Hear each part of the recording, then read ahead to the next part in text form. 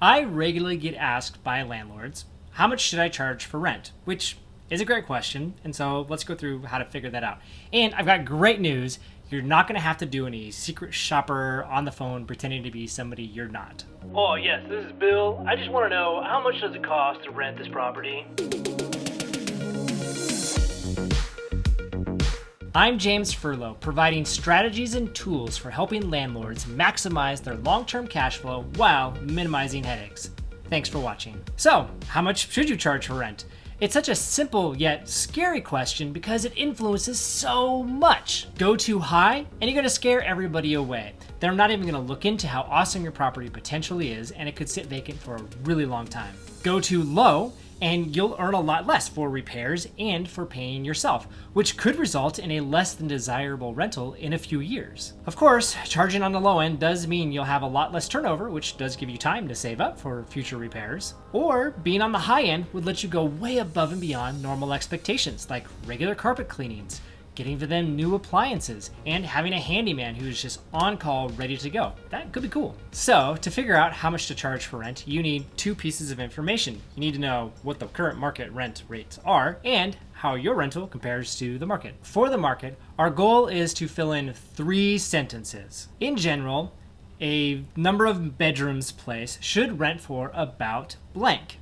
It could be as high as this, but that's really only if it has some really cool feature like its size or its newness or some special feature. Given my property, somewhere between this and that is probably the right range. Here are the 5 places that I go to help me get an idea for what the rental rate is in my area. Now, the first one might surprise you just a little bit, but I actually like to go to Zillow first. And we all know about their estimate and how it's accurate or not accurate, and I just love the fact that they've taken a chance to try to figure that out. In addition to home values, they also tend to estimate what it is for the rent. And this is especially useful for single-family homes. So I'll go there and I'll just look it up. And while I'm there, I'll look up other stuff like what's the square footage and just verify how it sees the number of bedrooms and bathrooms for comparison's sake later on. The second place, which is also super algorithm driven, but just unbelievably helpful, and honestly, it's one of my favorite sites to visit just to see, is Rentometer.com. You'll put in your address, you take a guess, here's what I think the rent is, and honestly, it could be anything, it really doesn't matter. I honestly don't even know why they have it, but whatever, it's there. And then you put in your number of bedrooms, hit the analyze button, and it will tell you, here's how my rent compares to the market. And again, I usually just ignore how it compares for the rent, and I look at like, okay, what's the high, what's the low, and then it also provides you with the average. It's not always the most accurate because, they're both algorithm driven, but man, it just gives you a great idea right off the bat, super easy. Here's what the rent is, kind of. The next 2 places are actual marketplaces where there are real landlords and real people asking for real prices. Now, it's not going to give you the boiled up, here's the average. You're going to have to do that work yourself, but it's all real, and that is super helpful. So the first one we're headed off to is Craigslist. Craigslist! Yeah, we just love this site because, I don't know, it's so garbagey, but yet it just works. It's just amazing. What you're going to do is head on over to the apartment search section and search as if you were looking for your place. Use the filters to get it down to about 10 to maybe up to 30 different properties so that you can then compare. I personally like to make sure I filter for ones with pictures because I want to look at the actual pictures. And then go through and actually write down the results. Okay, here's how much this place is renting for. Here's how many bedrooms it has. Here's maybe some distinctive features that make it better or worse than what I have. And go through and actually write those down.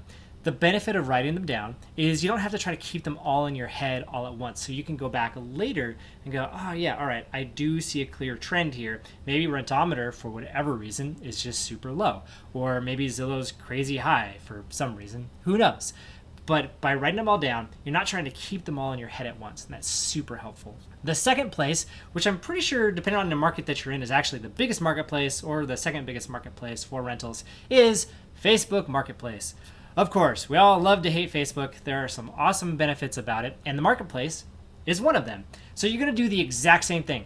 Head on over there and search as if you were searching for a place like yours. Try to narrow it down to a certain number of results, and then actually click into those ads, view the photos, read some of the descriptions, and take note of here's what the rent is and here's what makes it special or distinctive.